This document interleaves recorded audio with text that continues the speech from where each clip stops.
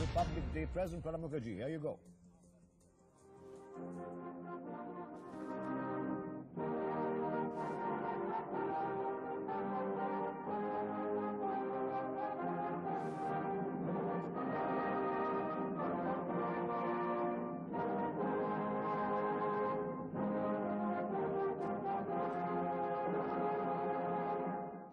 Fellow citizens, on the eve of the 68th Republic Day of our nation, I extend warm greetings to all of you in India and abroad. I convey my special greetings to members of our armed forces, paramilitary forces, and internal security forces. I pay my tribute to the brave soldiers and security personnel who made the supreme sacrifice of their lives in defending India's territorial integrity and maintaining law and order.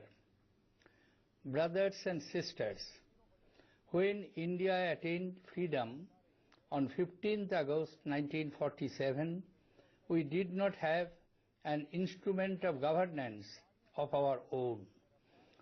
We waited till 26 January 1950, when the Indian people gave to themselves a constitution to secure for all its citizens justice, liberty, equality, and gender and economic equity.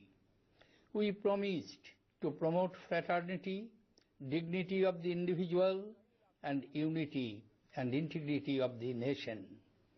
On that day, we became the largest democracy of the world. The faith and commitment of people gave life to our Constitution, and our founding fathers wisely and carefully steered the new nation past its troubles of being a poor economy with huge regional imbalances and a vast citizenry deprived of even basic necessities. It goes to the credit of the strong institutions of democracy built by our founders that for the last 6.5 decades, Indian democracy has been an oasis of stability in the region troubled by unrest. From a population of 360 million in 1951, we are now a 1.3 billion strong nation. Even then, our per capita income has shown a tenfold increase. Poverty ratio has declined by 2/3. Average life expectancy has more than doubled, and literacy rate has shown a 4-fold increase. We are today the fastest growing amongst the major economies of the world. We are the second largest reservoir of scientific and technical manpower, the third largest army, the sixth member of the nuclear club, the sixth member in the race for space, and the 10th largest industrial power. From a net food grains importing country, India is now a leading exporter of food commodities. The journey so far has been eventful, sometimes painful, but most of the times exhilarating. What has brought us thus far will take us further ahead, but we will have to learn to adjust ourselves quickly and deftly to the winds of change. Evolutionary and incremental growth will have to accommodate rapid disruptions brought in by advances of science and technology. Innovation, more so inclusive innovation, will have to become a way of life. Education will have to keep pace with technology. In the race between man and machine, the winner will have to be job generation.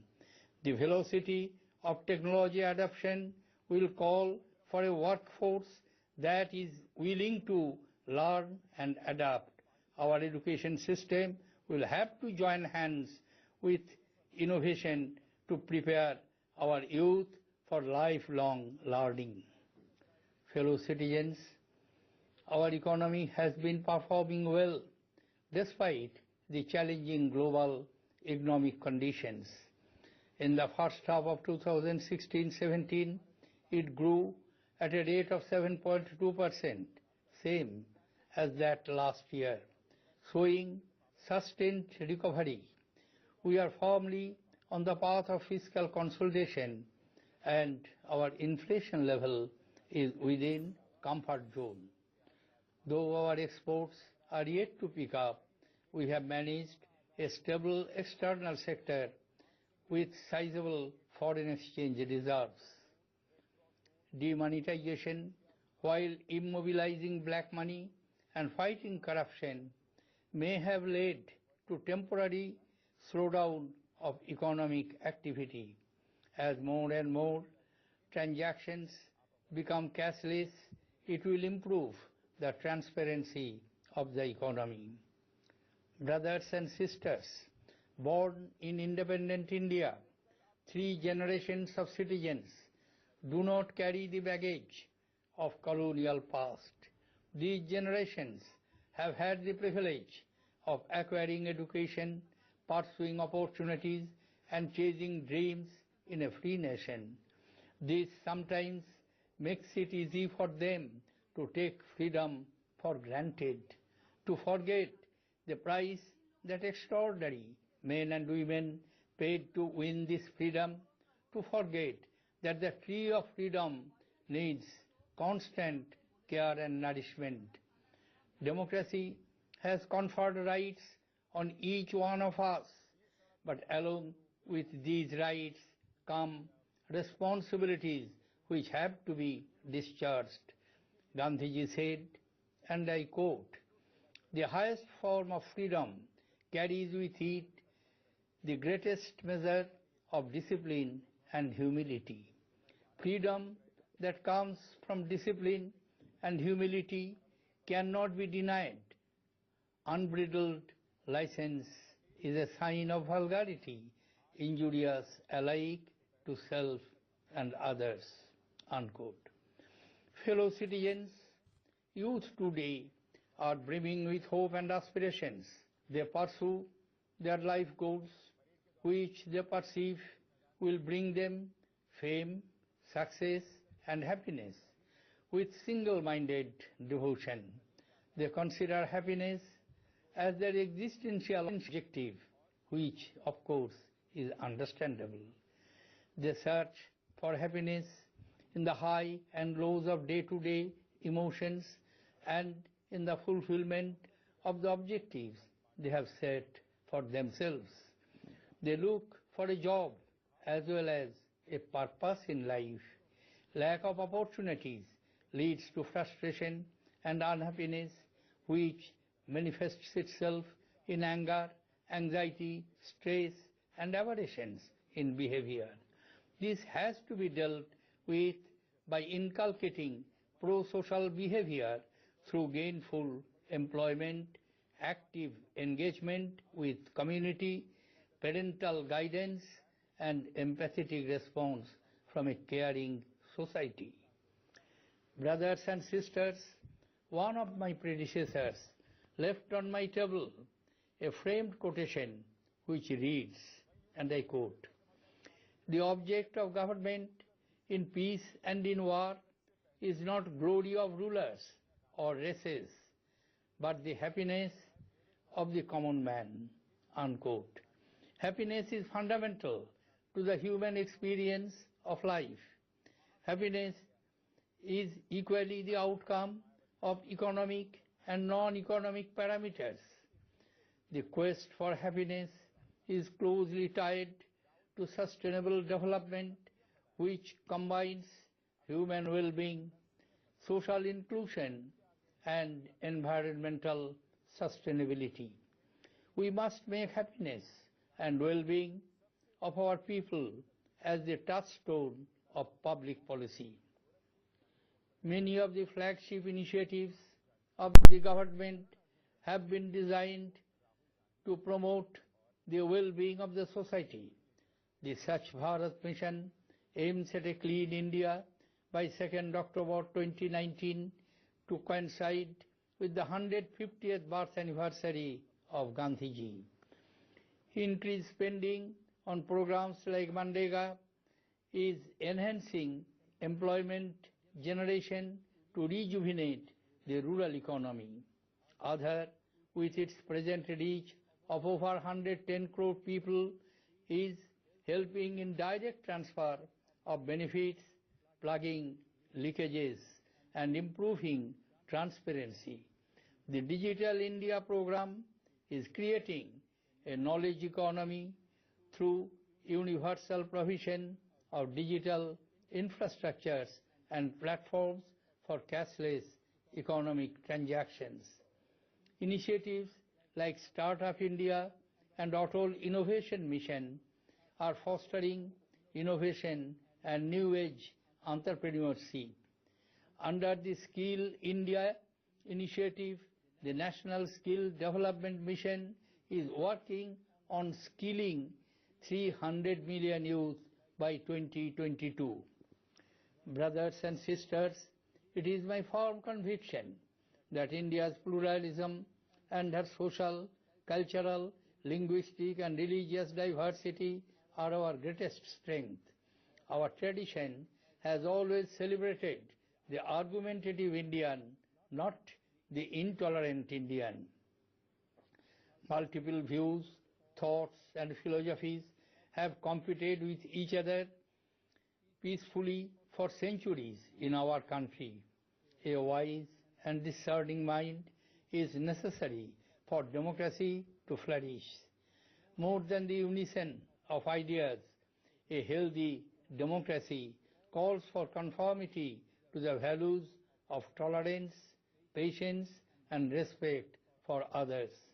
These values must reside in the hearts and minds of every Indian, inculcating in them a temperament of understanding and responsibility.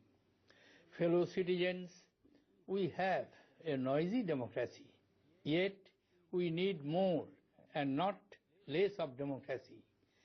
The strength of our democracy is evident by the fact that over 66% of the total electorate of 834 million voted in the 2014 general elections. The depth and breadth of our democracy sparkles in the regular elections being held in our Panchayati Raj institutions, and yet our legislatures lose sessions to disruptions when they should be debating and legislating on issues of importance. Collective efforts must be made to bring the focus back to debate, discussion and decision-making. As our republic enters her 68th year, we must acknowledge that our systems are not perfect. The imperfections have to be recognized and rectified. The settled complacencies have to be questioned. The edifice of trust has to be strengthened. The time is also ripe for a constructive debate on electoral reforms and a return to the practice of the early decades after independence, when elections to Lok Sabha and state assemblies were held simultaneously. It is for the Election Commission to take this exercise forward in consultation with political parties. Fellow citizens, in a fiercely competitive world, we have to work harder, reading the promises that we make to our people. We have to work harder because our war on poverty is not yet over. Our economy is yet to grow at over 10% for an extended period of time to make a significant dent on poverty. 1/5 of our countrymen still remain below poverty line. Gandhiji's mission to wipe every tear from every eye still remains unfulfilled. We have to work harder to provide food security to our people and to make the agriculture sector resilient to the vagaries of nature. We have to provide better amenities and opportunities to our people in villages to ensure a decent quality of life. We have to work harder to provide enhanced employment opportunities to our youth through the creation of a world-class manufacturing and service sector. The competitiveness of the domestic industry has to be improved by focusing on quality, productivity, and efficiency. We have to work harder to provide safety and security to our women and children. Women must be able to lead their lives with honor and dignity. Children must be able to enjoy their childhood to the fullest. We have to work harder to change our consumption pattern, which has resulted in environmental and ecological degradation. We have to appease nature to prevent it from unleashing its fury in the form of floods, landslides, and droughts. We have to work harder because our pluralistic culture and tolerance are still being put to test by vested interests. Reason and moderation should be our guide in dealing with such situations. We have to work harder to keep at bay the dark forces of terrorism. These forces have to be dealt with firmly and decisively. The forces inimical to our interests cannot be allowed to grow. We have to work harder to ensure well-being of our soldiers and security personnel who protect us from internal and external threats. And we have to work harder because we are all equal children before our mother. And our motherland asks each of us, in whatever role we play, to do our duty with integrity, commitment, and unflinching loyalty to the values enshrined in our Constitution. Jai Hind.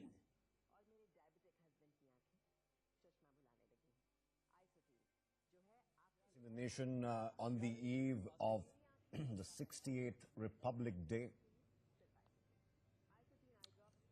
He's now addressing the nation in Hindi, I'm being told. We'll get you more. The President, of course, has lauded the government's demonetization policy.